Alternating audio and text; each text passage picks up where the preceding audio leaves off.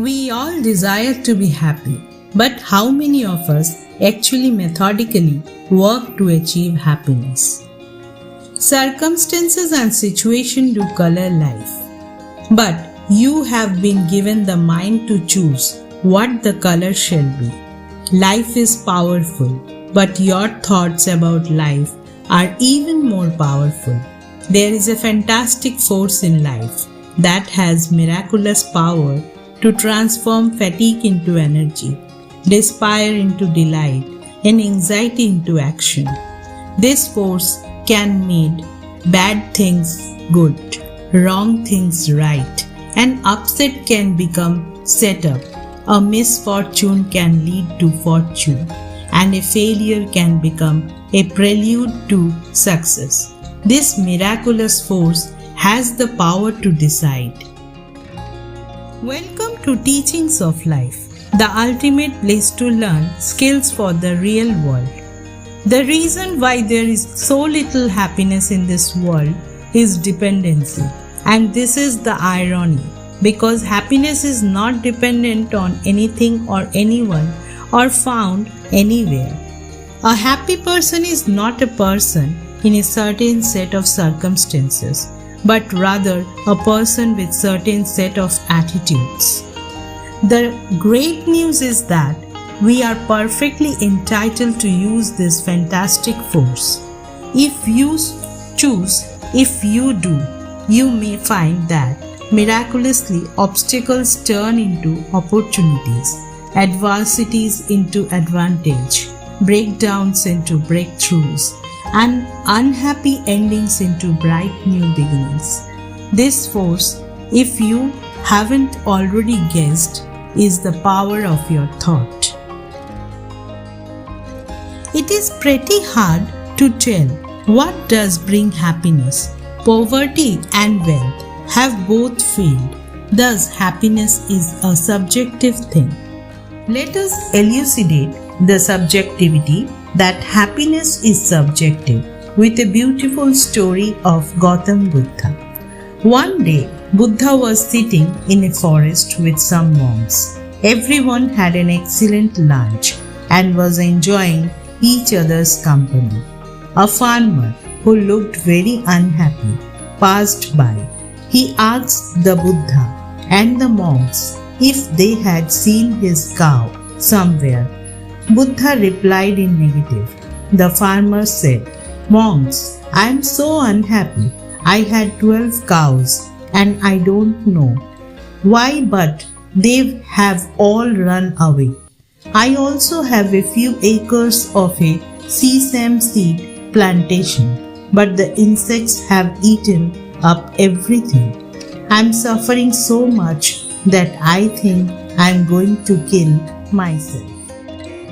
Buddha said, "My friend, we have not seen any cows passing by here. You might want to look for them in other direction." The farmer thanked him and ran away. Buddha turned to his monks and said, "My dear friends, you are the happiest people in the world. You don't have any cows to lose.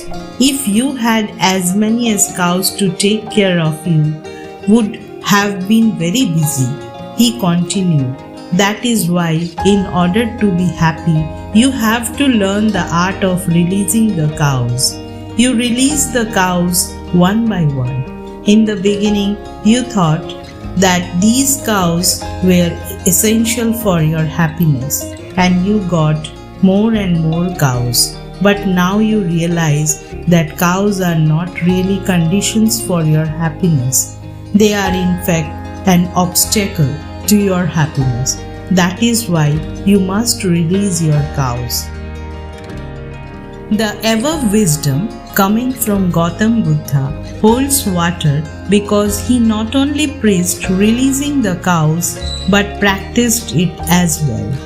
He left all his wealth and power as a prince of Kapilavastu to discover the truth about life. Only a person who has had the experience of being rich as well as poor can say what circumstance is superior. Being rich or being poor most people are either rich or are poor and know only one side of the story. The rich people are unlikely to release their cows because they believe that acquiring cows is the source of happiness. In the same way, the poor man hardly knows the joys of rich man, since he himself never had much wealth. Happiness is thus a subjective thing. Most people don't have an experience of both sides of the reality. Hence, they cannot really decide objectively which one is better. If they are happy with their present, they are likely to believe that their present state is the source of happiness and therefore must be better than other alternatives. It is like being happy with your spouse or children. You tend to believe that your spouse is the best and your children are the best. Such an experience is purely subjective, as it is not possible to measure or evaluate your experience with other alternatives. However, if some people are unhappy with their present state, they are likely to think that everyone else is better than them and that their present circumstances are responsible for all their sufferings. As most people are unhappy in the world, they find the grass to be greener on the other side of the fence. Without knowing that, possibly the person on the other side of the fence is looking at them and the grass on their side with the same feelings. If you are a teetotaler, you may not know the joy of drinking alcohol. Similarly, a drinker may not know the bliss of being a teetotaler. Our experiences changes our perception of happiness. Every piece of knowledge we experience in our life transforms us forever, and we never be the same person again. We see the world not as it is, but as we are. Our concept of happiness is always subjective. It is based on our perception of things that comes from our life experiences. As no two individuals ever get an identical series of experiences, the perspective will be unique and different for everyone. Even if we change our habits and decide to live both sides of life, we still can fully access the relative merit of each experience. The perception of a poor turned wealthy person and a wealthy turned poor person cannot be the same, even though both of them have undergone the experience of being rich as well as poor. How do we then decide who is happy and who is not? Every person who is satisfied, content, and happy thinks his understanding of happiness is truest because that is what he is experiences. So, a virtuous person would subscribe his happiness to his virtuous deeds, while an evil person would subscribe his happiness to his vices. Just like a sinner cannot know the joys of living an honorable life, a virtuous person cannot know the joys of a sinful life either. You cannot perhaps decide it on the basis of your own temperament and whether you are happy with your present set of circumstances or not. We cannot claim others to be unhappy if they are following a different path from us just because we are happy walking down our chosen path. At last, happiness is only possible when we are able to accept everyone as they are, at every moment, in every situation.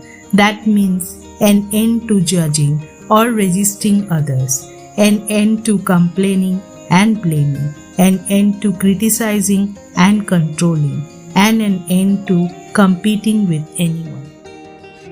With this, I end my today's topic of discussion.